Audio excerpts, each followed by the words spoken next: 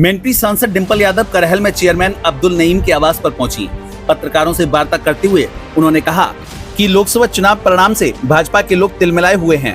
भाजपा की उल्टी गिनती शुरू हो चुकी है। सांसद डिंपल यादव ने कहा कि भाजपा का सत्ता से बाहर जाने का समय नजदीक आ रहा है। चेयरमैन की पत्नी की मैरिज होम पर हुई बुलडोजर की कार्रवाई के सवाल के जवाब में उन्होंने कहा कि चेयरमैन पर जो कार्रवाई की गई है वह बहुत ही हीन भावना से की गई है। उन्होंने अधिकारियों पर सपा कार्यकर्ताओं पर दबाव बनाने का आरोप भी लगाया। उन्होंने कहा कि अधिकारियों को जो काम करना है वह न करके सपा कार्यकर्ताओं पर दबाव बनाने की कोशिश कर रही है, लेकिन सपा के जुझारू कार्यकर्ता दबने वाले नहीं हैं। पूर्व सांसद तेज प्रताप यादव, MLC मुकुल यादव, चेयरमैन अब्दुल नईम आदि लोग मौजूद रहे। उपचुनाव करहल में होना है, किस तरह से देखते हैं? भारतीय जनता पार्टी कह रही है कि भाजपा करहल का किला ढह देगी इस बार। मैं समझती हूँ पिछली बार भी जो लोग 80 में से 80 की बात कर रहे थे और जब रिजल्ट आया तो हम सबने देखा कि किस तरह जो पूरे प्रदेश की और देश के लोग हैं वो भाजपा की जो नीतियां हैं उनके खिलाफ हैं और सब लोग एक साथ आए और मैं समझती नतीजे हमारे सामने थे। और इस बार जो असेंबली के जो 10 उपचुनाव फिर से होने जा रहे हैं इसमें भी हम देखेंगे कि बहुत ही अच्छे नतीजे आएंगे। मैडम, राष्ट्रीय अध्यक्ष अखिलेश यादव ने जानकारी दी है इस बार उपचुनाव में जो होने वाला उपचुनाव है उसमें यादव और मुस्लिम जितने भी अफसर हैं उसकी ग्राउंड पोस्टिंग नहीं होगी। अधिकारी मनमाने तरीके से ग्राउंड पे उतारे जाएंगे और भाजपा की साजिश है कि अधिकारियों के सारे चुनाव जीतने का प्रयास होगा। मैं समझती लगातार जो चुनाव हुए हैं यहाँ पे 2017 के बाद से लगातार शासन और प्रशासन का चुनाव को जीतने के लिए प्रयोग किया गया है और जहाँ हम पहले बात ये समझ नहीं पा रहे थे, लेकिन आने वाले चुनाव में हम पूरी तरह इस रणनीति से वाकिफ़ हैं और किस तरह ये दूसरे विपक्षी पार्टी के जो नेता हैं, जो संगठन के लोग हैं, उनको सताते हैं। इस नीति से भी अब सब इनका जो ये चक्र है उसके बारे में जान गए हैं और मुझे पूरा विश्वास है कि इस चक्र को भेदने में समाजवादी पार्टी सक्षम है और भेद पाएगी। बाई इलेक्शन की बात करें तो 10 सीटों का उपचुनाव होने वाला है, क्या परिणाम रहेंगे उत्तर प्रदेश में इस बार? मैंने पहले भी कहा है कि जिस तरह युवाओं ने, महिलाओं ने, हमारे किसानों ने और हमारे महिलाओं ने समाजवादी पार्टी का साथ दिया है, आने वाले समय में भी मुद्दे यही रहेंगे कि नौकरियां चाहिए बच्चों को, कि सस्ती बिजली चाहिए, किसानों को राहत चाहिए।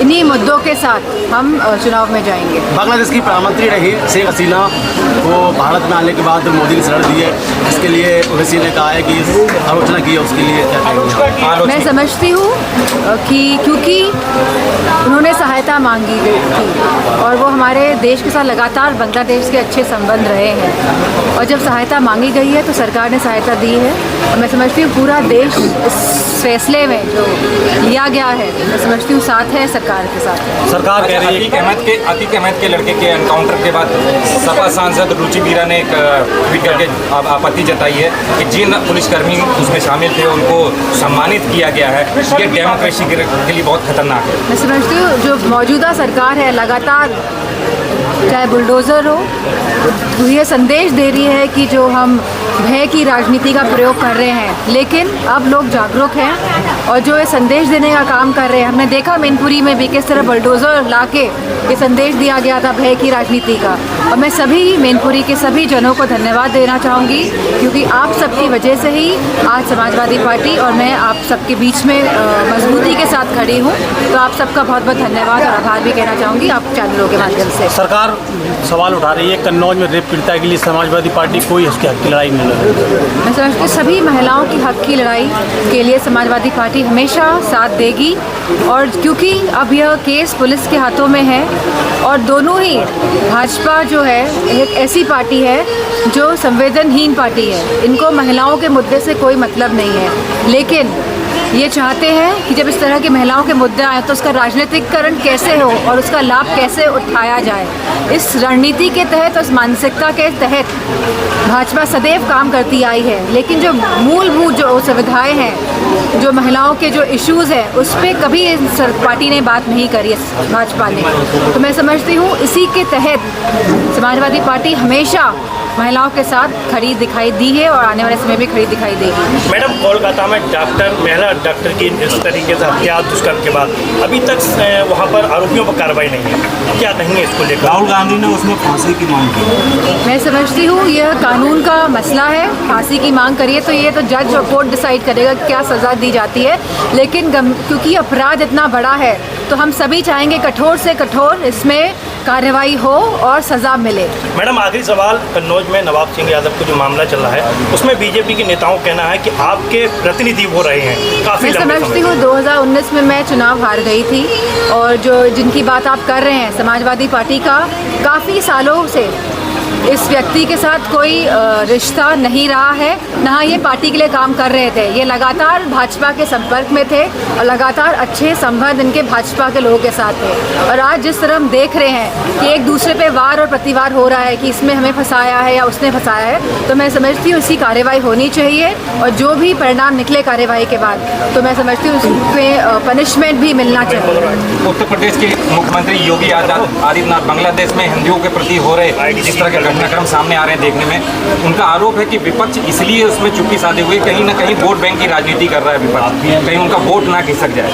कहीं भी किसी भी तरह की हिंसा किसी भी व्यक्ति के साथ किसी भी समुदाय के साथ नहीं होनी चाहिए, ऐसा मानना समाजवादी पार्टी का है, मेरा है। और मैं समझती हूँ हम सभी के दिलों में जो करुणा का भाव है, मैं समझती हूँ हम सब ये बात मानते हैं कि किसी भी समुदाय के खिलाफ किसी भी व्यक्ति के साथ हिंसा भाव और हिंसा नहीं होनी चाहिए। कल प्रधानमंत्री जी ने स्पीच में 1 नेशन 1 इलेक्शन की बात फिर से दोहराई है, इसको किस तरह? हाँ, GST की बात कही गई थी कि 1 टैक्स 1 नेशन 1 टैक्स होगा। आज हम सभी जानते हैं GST का क्या हाल है, क्योंकि आज मैं इनॉग्रेशन करने भी यहाँ व्यापारियों के लिए ही आई हूँ, जैन समाज के लोग दुकान को इनॉग्रेशन करने हम यहाँ पे आए हैं। तो हम सभी समझ रहे हैं और सभी व्यापार के लोग भी ये समझ रहे हैं कि 1 नेशन 1 टैक्स के माध्यम से जिस तरह पूरे देश को धोखा दिया गया था, वही 1 नेशन 1 इलेक्शन के नाम से भी देश को धोखा देने की बात कहीं ना कहीं चल रही है। मैडम, यूनिफॉर्म सिविल कोड के लिए समाजवादी पार्टी मैं समझती हूँ कि हमारी आज की जो मूलभूत जो समस्या है, आज देश की जो समस्या है, मैं समझती हूँ वो बेरोजगारी है, वो महंगाई है, वो हमारी महिलाओं की सुरक्षा का मामला है। क्योंकि आज हम देख रहे हैं लगातार महिलाओं के साथ अपराध बढ़ रहे हैं, उत्तर प्रदेश में हो या पूरे देश में हो। और ये हम पक्ष प्रतिपक्ष नहीं कर रहे हैं, अपराध बढ़ रहे हैं तो बढ़ रहे हैं, लेकिन किसी भी सरकार के द्वारा कोई भी कठिन कदम या कोई भी कठोर कदम नहीं उठाए जा रहे हैं। और मेरी ये मांग है सरकार द्वारा कि कठोर से कठोर कदम उठाए सरकार। ब्यूरो रिपोर्ट, राष्ट्रीय त्याग।